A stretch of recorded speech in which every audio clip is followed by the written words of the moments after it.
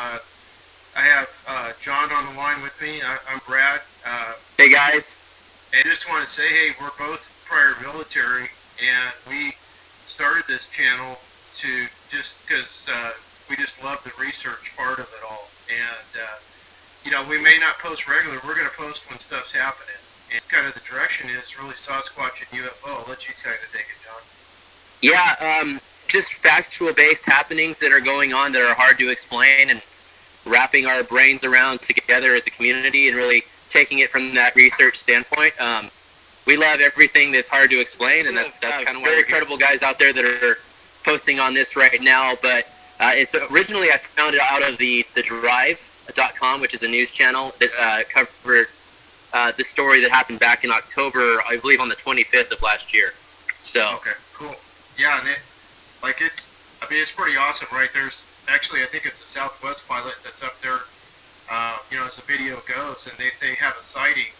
And John was Air Force, and what was the radar they were using? Like they couldn't detect it on some super secret inbound in aircraft here. Was it a TCU or something? They couldn't detect this UFO. I think they called it a TAC, which is basically traffic air collision radar. Oh wow! That they picked it up on, first of all, from reading the article and going off of the story from the Drive. That basically the pilot was saying that he was noticing an unidentified object that was flying within 35 to 37,000 feet, and moving at a high rate of speed. I guess traversing east to west is what they originally said, but as this first pilot noticed it, it took off in a northerly direction and then continued for about an hour, and multiple pilots across Oregon, California, and I believe in Washington had encounters with this same object. So yeah, and they scrambled.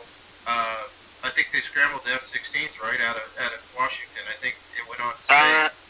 Yeah, I think actually. Well, what I was reading, F-15Cs, which you have experience with this, but being in the military, I was for part of my time in petroleum engineering, and we were the in-air refueling on the KC-135s.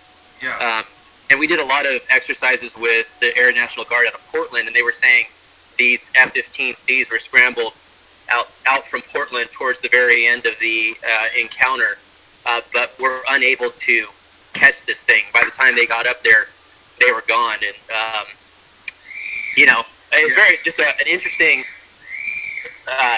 story to read about. I mean, these F-15Cs, they're obviously older aircraft, but these are like the most current and up-to-date radar-capable fighter jets that we have in the Air Force up there right now, aside from the F-16s.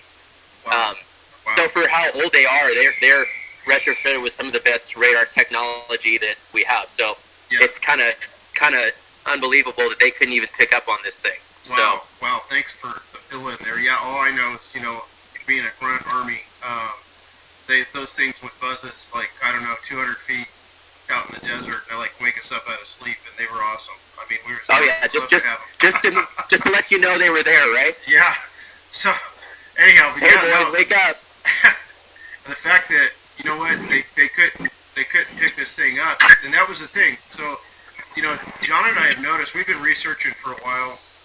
Both we just researching both UFOs and Bigfoots.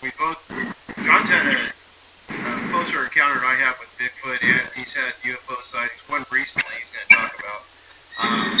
And we're noticing a tie-in with the UFOs. Now, some people call it a conspiracy, whatever you want to call it, but we're noticing a tie-in here, and I think more people will eventually jump on board with it all. So what happened was it led us to think, here's this thing that's a legit object up there for X amount of time. And then John did some quick research and found out that also in the same area there was around that same time frame a large amount of Bigfoot sightings over a several day period. I think it was like a week period, right, John? Yeah. So within this date that the UFO encounter was with all these different pilots, I believe it was on the 25th. But there was a number of Bigfoot activity It started around the 10th on in Northern California, just outside of Fresno, starting with this very interesting Bigfoot encounter, Sasqutch encounter in Lake Avocado. Like I said, just outside of Fresno, and I know you definitely have some insight that you might want to talk about with that as well. Yeah. Matter of fact, I just had pulled up the video on it, and it was a farmer out there, and we'll do a quick little preview of it too here. And he was out there, and first of all, there's a couple guys on his property, looked like backpackers. The video's it's a pretty good video. It looks like it might have been semi-professional, but he kind of scared off the backpacker. They took off up this hill. I'm not quite sure what that was all about. Then all of a sudden, as he's driving up across his property, one night he saw like family Bigfoots. That basically he wouldn't allude to it, but he couldn't explain what they were, how fast they moved. Right, yeah, and so did you see that video too? Yeah, no, I was watching that, and that really ties in. Here again, like keeping it. I'm always kind of an optimistic pessimist, so that's why I really enjoy this type of research. Is the video was confirmed by a Fox News report, so it's not just some random video online. It's we'll leave a link below in that as well. But yeah, just a story that is here again hard to wrap your brain around. But the 5 Bigfoot, as I would say, crossed his path and took off down a hill on his farm, while another 2 basically scaled a mountain cliff up to the top of a mountain on his property, and he was just blown away by it and couldn't explain it. But then at the end of the story, everyone can watch it for themselves to judge it for yourself. But then he said there was a bright light that showed up.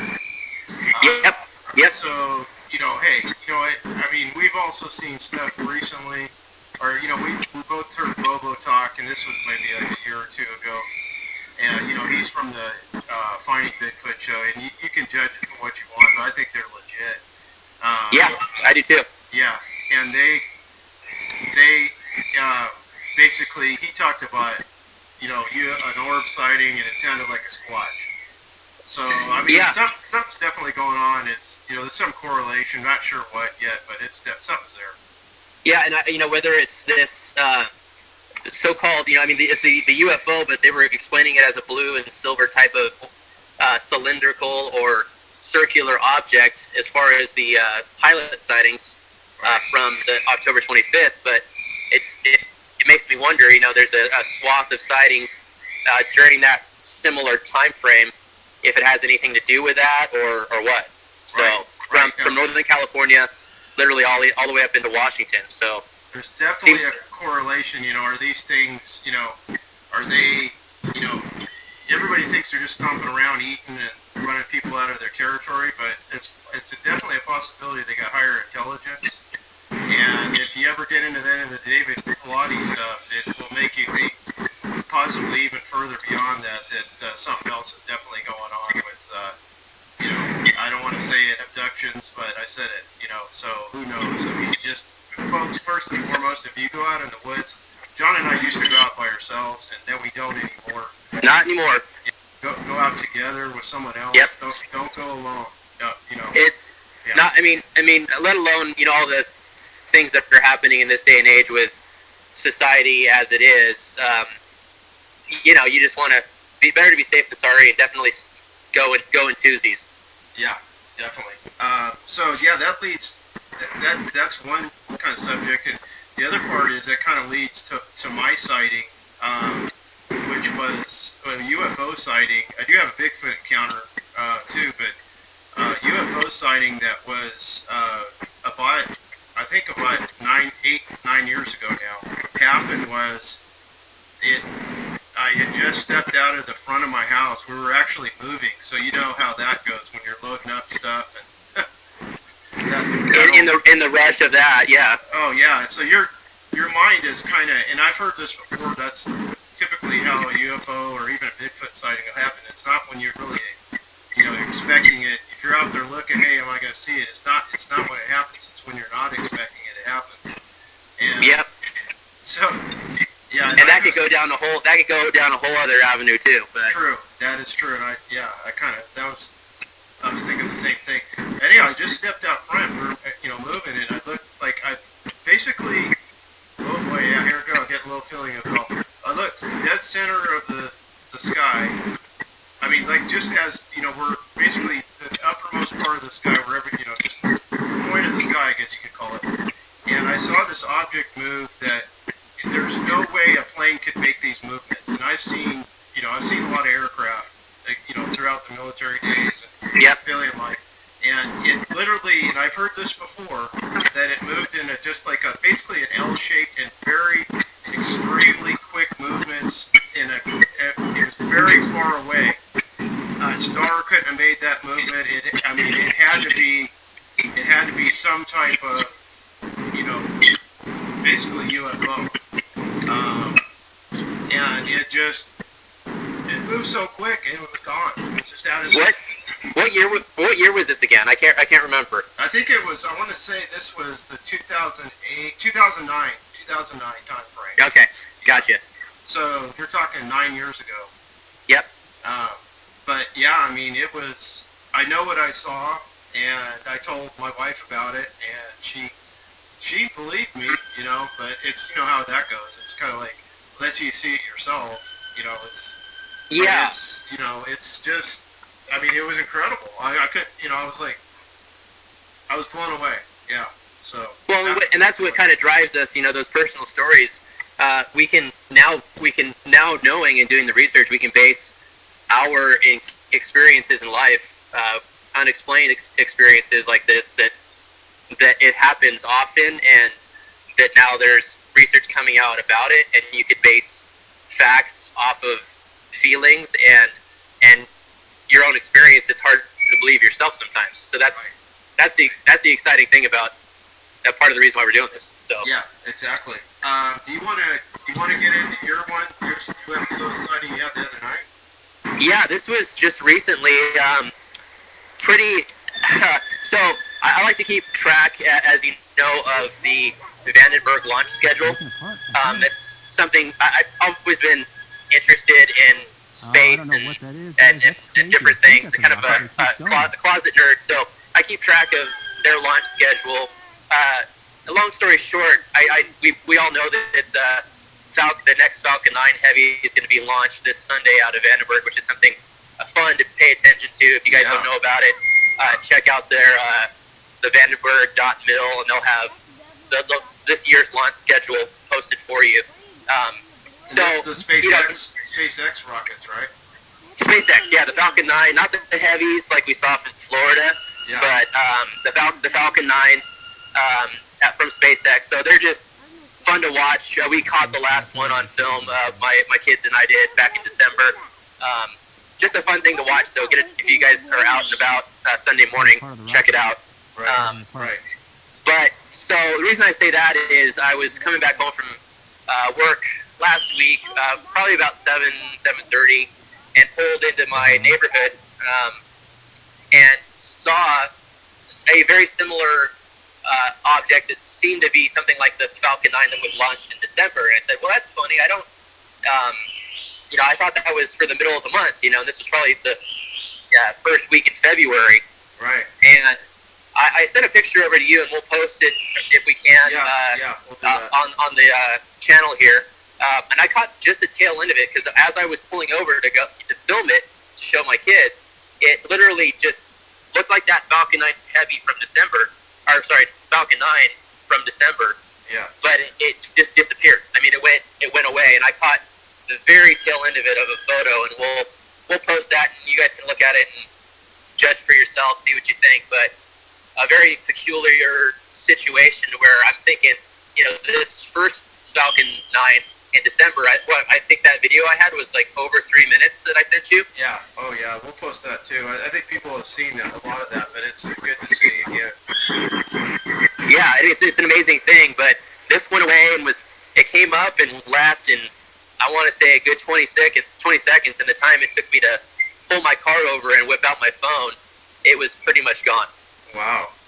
Yeah, and then we. So not quite sure. Yeah, and then we found that saucer-looking thing on the picture. Yeah, I mean that light source that you found was, I didn't even see it there. So that was, all I saw was the streak, and that's all I recognized. But you caught that light source, so. Yeah, whatever it may have been. We'll leave it on the channel for you guys to see. Yeah, you guys please comment on that. Tell us what you think it is too. I mean,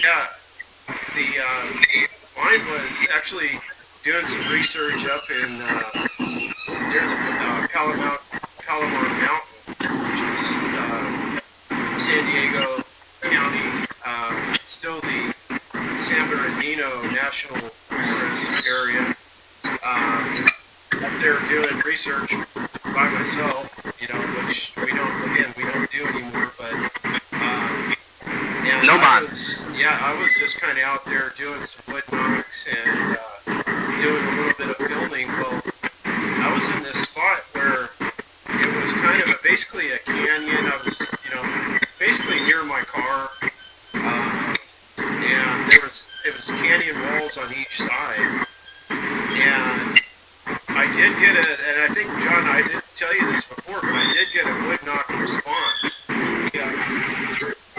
There was a wood knock response, and then as I kind of came down to there was a water source, basically like a water tank, but it was a pretty remote spot. It was essentially a campsite, and the water source was running down this, like basically a creek, and essentially what happened was, as I was coming over to this creek, this deer kind of came out of nowhere, scared the bejesus out of me. I couldn't believe it. I was like, I'd never actually seen a deer out in the open like that. I'd been deer hunting, but never saw one. He was probably just as startled as you were. Yeah, and it came down this little game trail, and its eyes hit me, and at first I was like, what the heck is that? I was thinking Sasqutch, and I didn't know what it was.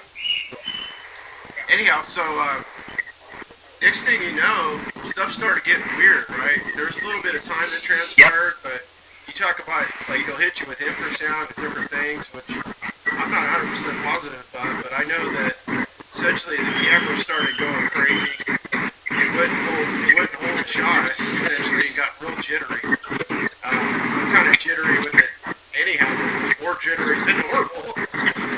And then it basically, this watch threw an acorn that hit right on the center of my car. There's no, I don't care who you are, there's no mistaking. I mean, what else can throw an acorn at you? You know what I mean? Yeah. Unless it's somebody having fun with you, but in the middle of nowhere. No, I mean, come on. Yeah. The only other people that may even been up there was some of the people at the top of this campsite. They had to kind of go up and do a U-turn. Yeah, but they looked like they were out maybe north of there, over a couple miles. I mean, you never know, but that's very common behavior from what we've learned. Yeah, and the thing it is, and the thing was, there's trees right there, and they could throw things like no other. So I think he was trying to run me off. Like you stepped on his lunch. Yeah. So anyhow, that was my encounter, and it did feel kind of like that feeling wasn't bad, but then you put these together and realize later what happened. But go ahead and tell yours. I think yours is better than mine for sure. Yeah, so mine, I know we've talked about it before, but it was up in the Big Sur area. There's the state campground is the Pfeiffer Burns State Park, which is pretty well known, and I was 16 years old at the time, so quite a while ago, but I remember it just like yesterday. I mean, you have an experience like that, and you don't forget it at all. My family and I used to take trips together during the summertime up into Northern California, and stayed at the Big Sur Lodge, which is what it's called right there in the park, and was just kind of a bungalow setup. I would say about 18 to 20 different huts and bungalows, with a restaurant, that's your typical, the California lodge feel to it. Anyway, it was TV. And I decided to get up and go to the pool. And I decided to wait and finish up what I was watching, and everybody else took off. So, the rest of the family took off to the pool. And I just, like telling you before, I got this overwhelming sense of fear. I mean, just very uncomfortable feeling. And you're talking about the mind being like that, and that it exists, and that's something that they're able to do, which we could talk about at a later date. That's another rabbit hole. Yeah. There's just that feeling of like I can't move right now. Yeah. Move right now. There's something wrong, and I'm not sure if I should run or hide or the case may be. It was just one total encompassing feeling. Anyway, so I'm sitting there. I'm hearing noises outside of this bungalow and getting this feeling of, okay, I'm just 16 at the time, not thinking Bigfoot at all. I mean, I'd heard about it, the Patterson-Gimlin stuff, and it was always intriguing, but I wasn't thinking at this time Bigfoot. I'm just thinking, what in the world is that? Is that a bear? Is it a crazy person? I don't know. Right. And so you're hearing stuff outside the cabin, out in the leaves and sticks and knocking on the side of the cabin, and I got the courage to turn the TV off and step outside and start to make my way to the pool because I was just uncomfortable and felt like I needed to leave. Stepped out on the little stairway there on the landing and just froze. And remember that feeling, like when you have those bad dreams where you're running and your legs are jello and you can't move. Oh yeah. It was that same type of feeling, and worked up the courage to start to move, and I got down the stairway, and this Bigfoot, the Sasqutch, and I'm determined that that's what it is. Yeah. Just let out this god awful, howl / growl that just shook me to the core, and I just took off running for the pool, and it almost sounded like somebody was having a baby. Like it was like the worst "get out of here right now, get the heck out of here" sound that I've ever heard. I mean, it, like you said, you can't explain it to somebody if they've never heard it. Yeah, you said your parents heard it too, right? They heard like a wail, like a kind of like a lady just freaking out like she saw a spider or something. So wow. But that kind of begs the question too. Like the pool was probably within 100 yards of where I was. So was that something that the Squatch was putting on me, and right. that I could hear primarily, or was that something that just everybody could hear? I mean, that's here again something that's hard to explain, and we'll research it more and you guys leave your comments because we're still trying to figure these things out. It's right. not. Yep. So, hey guys, thanks for watching. Jared, you got any last words there? Just everybody enjoy your holiday weekend. Tune in next week. We'll go over the rest of the happenings on my Bigfoot sighting for that evening, and we'll, to be continued. Cool. All right, thanks, man. And we'll see you guys next time. Thanks, guys. Have a good one.